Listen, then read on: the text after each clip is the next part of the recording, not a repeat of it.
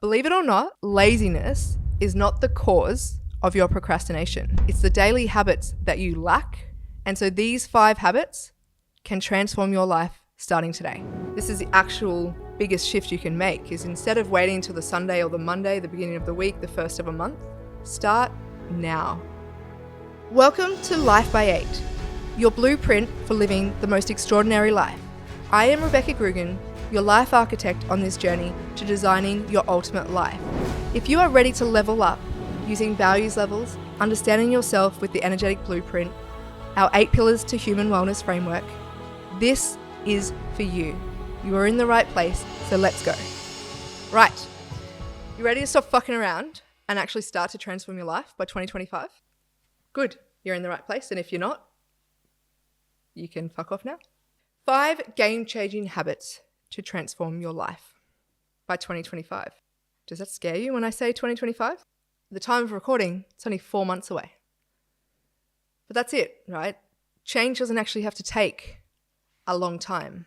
It starts with starting to take action, choosing different, and deciding to go all in on yourself. So, I want to talk about the power of habits and how they shape our lives.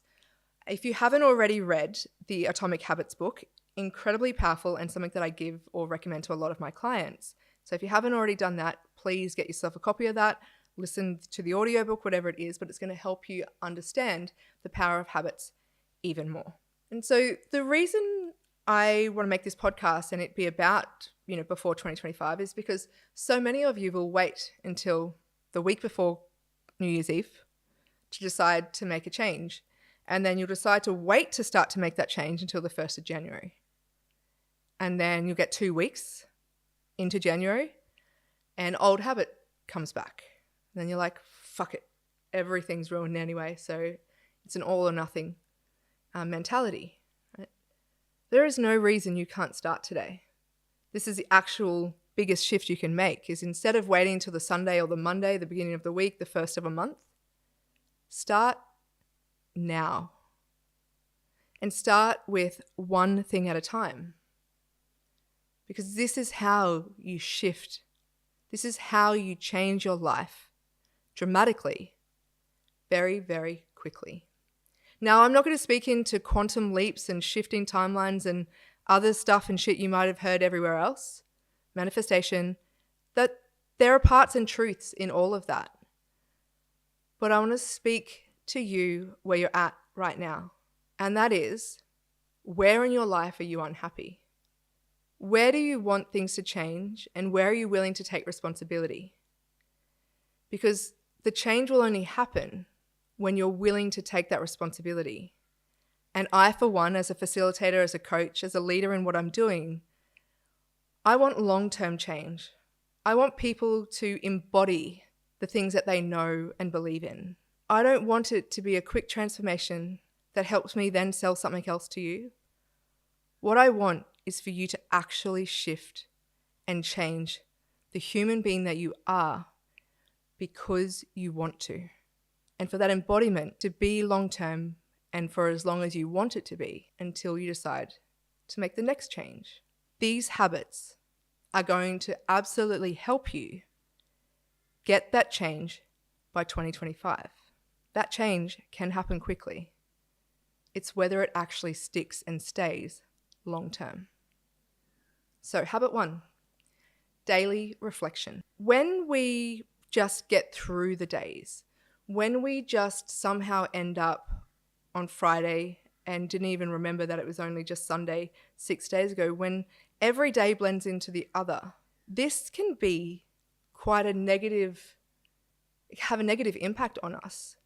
Because the thing is that time just flies, and it might feel like, time is long some days depending on what you're doing, and time flies when you're having fun. You might have heard that too. And the thing is that if you want to get really technical, linear time only exists in this reality, but this is the reality that you're having your human experience in. And so your ability to reflect daily on your thoughts, your actions, how you're feeling, your experience helps solidify those blocks of time. But it also brings to your awareness what you might be avoiding what you might be enjoying, what you might love, what you might hate. But when we do this reflection daily, the goal of it is that it brings you to awareness. And you start to become conscious of the things that you're doing, conscious of the choices you're making. And that alone, this habit alone, can shift the decisions that you make. Because self-awareness is required before goals can be met, before change can be made. Because if you're not aware of it, how do you know it needs to be changed? The other week I was sitting at the bottom of my pantry because I was like, I'm going to try something because it's something that I've never been. I'm going to binge eat because I wanted to know what the experience was like. And it's not something I recommend, by the way. But the thing is that sometimes I will put myself in situations so that I'm learning new things, so that I'm experiencing life outside of a decision that I would normally make, so that I can not only have that experience to be able to understand my clients more or the experiences of others, but it just allows me to test my humanness and why people might do what we do. And so what I was noticing in my reflections daily, and I journal, and that's a really powerful tool for me for my nervous system regulation. It's something that I do every morning. And for some of our clients, we'll recommend Day by Design, which is a tip that or a strategy that we use that helps people learn how to manifest, but also become aware of where they're at. But the point in those reflections, I was noticing that I wasn't mindfully eating. I wasn't eating negatively, like badly, if you want to have good and bad foods. I just wasn't really engaged with the energy source that I was putting in my body. And so when I was cleaning out the pantry, I was like, right, I wonder if I've noticed that. I wonder what it's like to actually mindlessly eat, like as in eat a lot in one sitting, nothing that makes sense. What does my body feel like when I do that? What emotions could you feel when you're sitting on the floor doing that, or hiding in the cupboard doing this? Because these are real experiences that people have. And so it was because of those daily reflections that I then did what I do, which is I experiment and I create experiences. I did that. I felt like shit. I felt my stomach did not like all the different types of foods. I was having sugar, I had chips, I had biscuits, I had pasta. Like, I went all in. And that experience allowed me to become more mindful of the food I'm choosing to eat. And I sit and eat my food now more than I was. But it was only because of those reflections that I was able to have that awareness. And that self-awareness is how you get the clarity. And so, daily reflection, habit 1. And you can do this by journaling, whether that's on paper in a special journal or book that you have, whether it's in your notes on your phone, whether it's voice noting yourself, whether it's talking out with somebody, texting a friend or an accountability person. There's lots of ways you can daily reflect. You can do that in meditation. If you've never done something like this before, I do recommend writing it out. And that's just because what you're starting to do is transfer that energy from within out onto paper, and you're able to make more sense of it cognitively. However, as you practice this more often, meditation can be a way in which you can get that reflection and get that self-awareness. And you can also just sit in silence, which I know is scary for a lot of you. However, silence can be so healing, and it can really force you to have to look within, to have the thoughts, to ask yourself the questions. And if you can reflect on not only what you've achieved that day, but also where are the areas of growth? Where could you be better? And so separately to this, I teach people how to ask for feedback. What is it that I'm doing that you'd like me to do more of? What am I doing that you'd like me to do less of? You can also apply that to daily reflection. So what am I doing today that is taking me towards my goals? And what am I doing that I need to do less of that's taking me further away from the goals? And it can give you what feels more like a healthier balance, or I guess seeing both sides, rather than just seeing the positive and ignoring the negative, or only seeing the negative and the things you didn't do and forgetting all the things that you have achieved. because everything's energy has the positive, has the negative. So when you're doing the reflections, the daily reflections, ensure that you're looking at both what you deem positive and also what's negative, because otherwise you're avoiding the shadow work, or you're only doing the shadow work without seeing how great you are actually doing in your progress. So that daily reflection is a habit that can transform everything because it's bringing things to your awareness. And that means that your decision making becomes stronger, your ability to regulate yourself emotionally is better, and your own personal growth becomes noticeable to you, and the ripple effect is felt by all of the loved ones around you. Right, habit 2, consistent learning. So if you don't know, I have early childhood centres, so children up to 6 years of age. We then started a school that is prep to grade 9 here in Queensland, and it's all Montessori. And so the thing is that the ability to fall in love with learning is something that I strive for more people to feel, for more people to experience, for more people to be willing to continue their journey in learning new things, to pushing their boundaries, to allowing themselves to lean into their weirdness. If I'm going to be really honest, what I want people to do is like to show up fully for who they are. And so not just learning the things you have to do to get through the test, which many of you would have learnt, because in the education system, many of us just work out how to beat the system, how to make sure we pass. But we're never really taught how to learn the things that we love, how to be inquisitive, how to be curious. We get to values level 4, and then we just do the things to get the mark, to get the pass, to get onto the next thing that we need to do or that we're told to do. And so the ability to learn daily, to consistently open yourself up, to remember that you don't know everything, is incredibly powerful when it comes to transforming your life. And so that lifelong learning and staying curious will help you come up with solutions to connect dots in different ways that you never thought possible, to create solutions for loved ones, for your career, for the business that you work for the business that you want to start.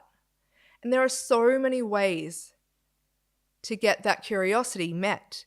There is learning in person. There is reading things. You can read articles like sometimes, and it's another tip that I've given people, is I'll buy random magazines that are in random fields, whether it's fucking science, whether it's sport, whether it's boating. I will randomly buy magazines so that I'm reading different things that would never be in my orbit.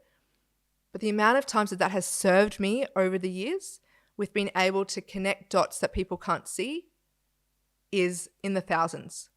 And so allowing yourself to read content that might not be in your normal orbit. And so I don't just mean on social media, because the algorithms create the space where you end up just getting the things that you like and that you're going to engage in. How are you getting exposed to things that are not in your realm? And setting the intention in your learning to access those. And I don't mean news headlines, because the news can absolutely ruin your state. What I mean by that is pick up a book, borrow a book from the library, ask people who are not your normal friends about a recommendation for something to read. Get curious, get access to it, and allow yourself to be open-minded. You can do online courses. There is millions on pretty much everything you can think of. And if money as a resource is something that you don't have enough of, YouTube is your biggest teacher. YouTube can teach you pretty much anything about everything. And podcasts like this one and the thousands of other great ones that are out there can serve in helping you learn something new, something specific, something that you had no idea about. An example of how I do this is at the beginning of a year, I'll buy probably like 20 random nonfiction books with no intent of when exactly I'm going to read each one. And as I've done this over the years, what I have found is that the right book ends up being here at the right time. And so at the moment, I'm reading one that's specifically about an Egyptian past life of mine. And it's been super interesting how that's impacted the other areas of my life as I've read it. It's nothing that I would ever read in the past, but it has opened up my eyes to a whole different world. And that has been really exciting. I'll also do courses in person, preferably for me, that push me, that are things that I reject the most. Because I have learned over the years that if I'm judging and rejecting something, it's usually the thing I have to lean into. And I'm somebody who's willing to do that. So allowing yourself to incorporate that learning into your everyday. You can, Vision from Mind Valley talks about putting, a 2 or 3 hour block in to your week where you intentionally learn, and that is non-negotiable and nothing ever takes that time. For me, I like to do it daily. So I have usually a book that I'll read 8 pages, 10 pages of each morning. As I've got journaling there, as I'm doing some shadow work, I have a routine. It's in my routine daily.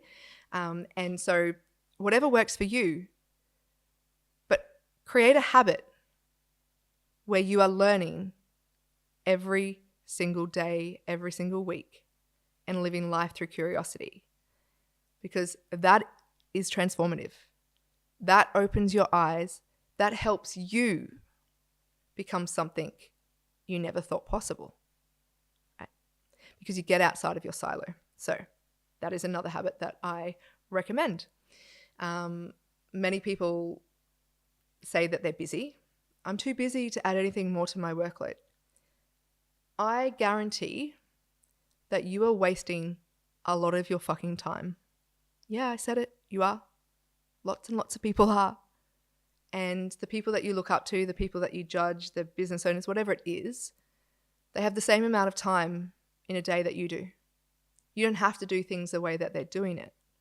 But if you allow yourself to be honest with yourself, where are you wasting time?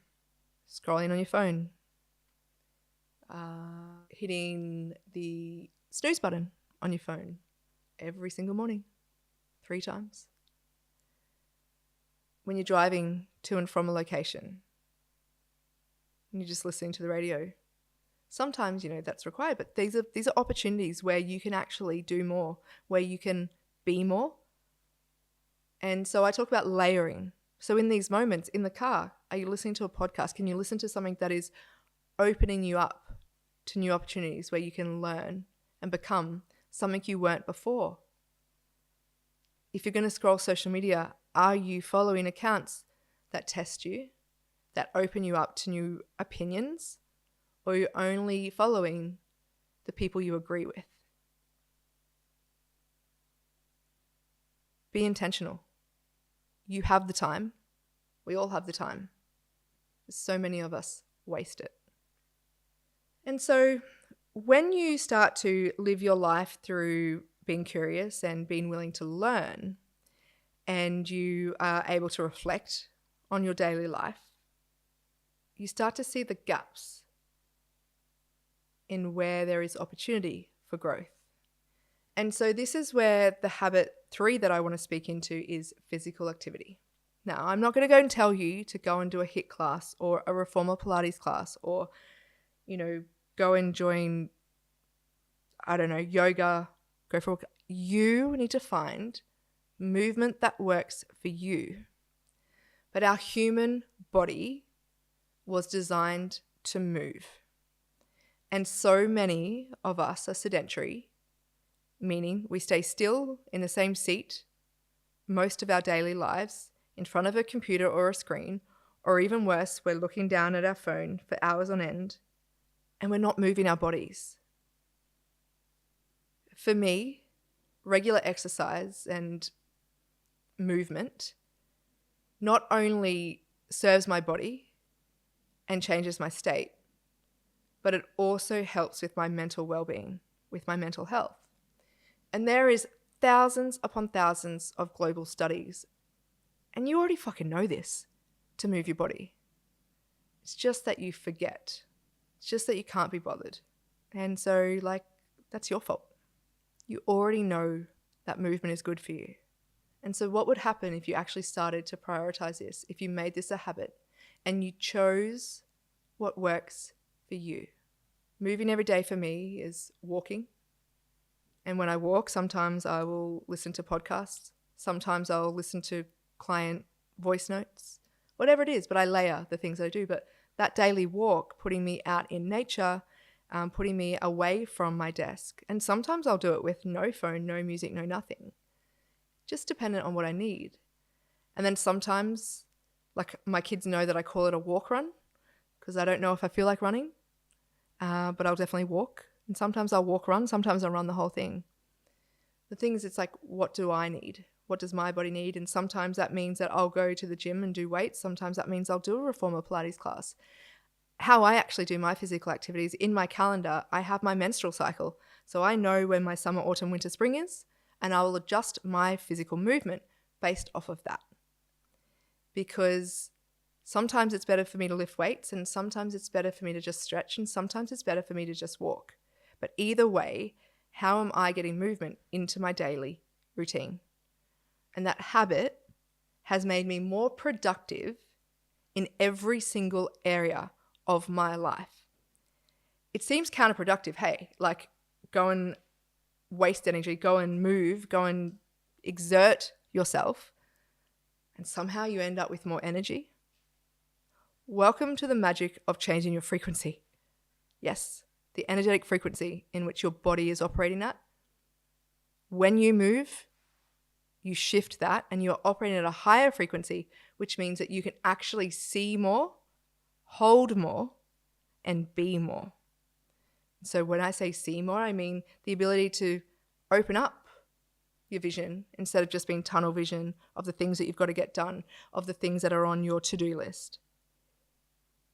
To hold more, when you're at that higher frequency, you can hold more energy, you can hold more love, you can hold more joy, you can hold more money, you can hold more time.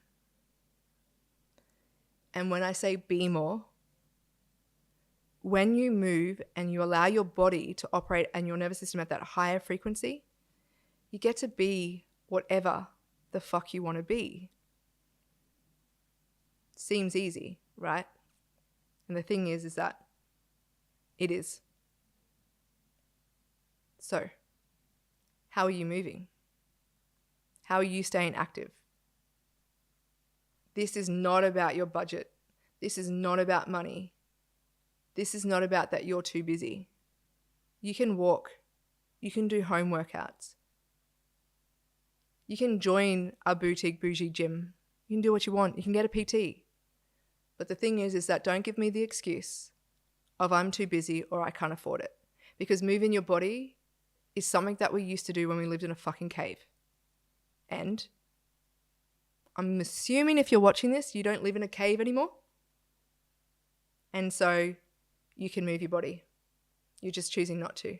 But if you want to transform your life over the next 4 months, moving your body is one of the number 3 things I would say to you to do. It can be 10 minutes. It can be 20 minutes. At the moment, there's all this trending happening about having 30 grams of protein and then only running this amount over a certain time, and it's like very, very short, like 5 minutes, and keep your heart rate variability under this amount of things. Starting to get technical. I don't want to get into the technical stuff. I want you to choose what you want to do, but I want you to take responsibility to move and stop blaming everything and everyone else. Great. Habit 4, building strong relationships. You are a herd animal. You are not born to do this life on your own. What I mean by that is you don't have to have a partner. You can all be like super fucking happy and being single. I'm talking about connecting to other human beings. Strong relationships, strong connections with other humans. Those connections, when nurtured, give us meaning, give us depth, give us more than we could ever imagine.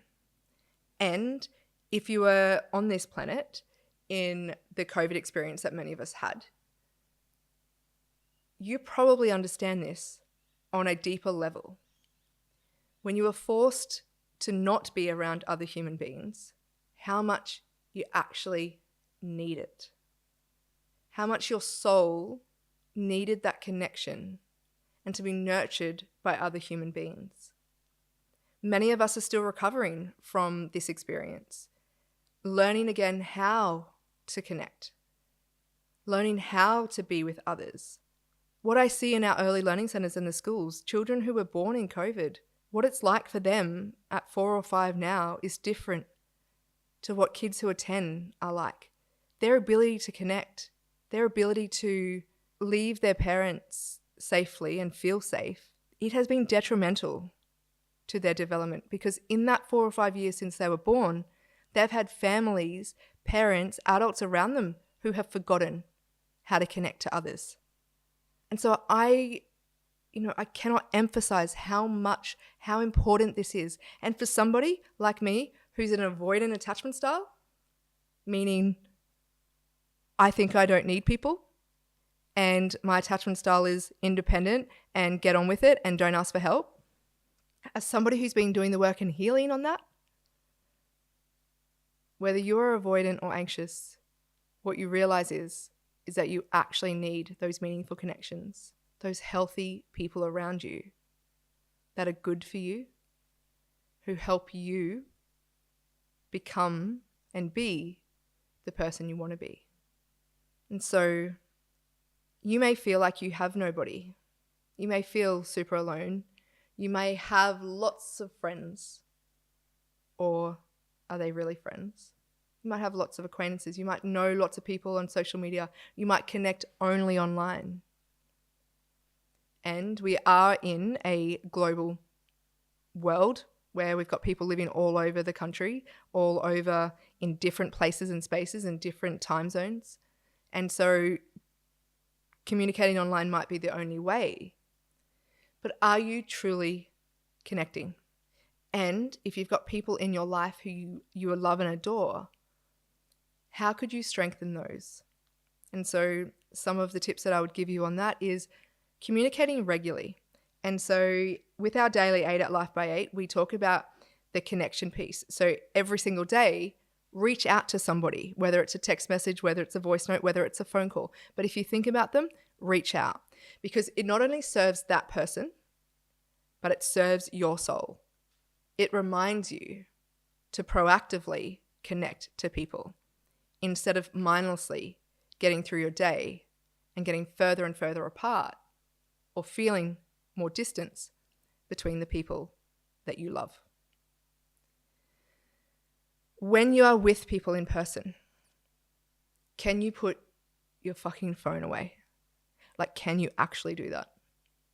Because I see it all the time, and I am one of them, so this is a reminder for myself. But when you're with people, are you actually with people, or are you just there? But really where you are is online. And so when you're with people that you love and you're checking in on them and you're spending time with them, are you actually with them? Be real. You're probably using Be Real. But the question is that can you put your phone away? Can you catch up? Can you connect with your friends and family without the phone? Test yourself. Let me know how hard it was. But just because we catch up with friends and family doesn't mean we're actually there. So can you be present? And can you show your appreciation? Can you say please? Can you say thank you?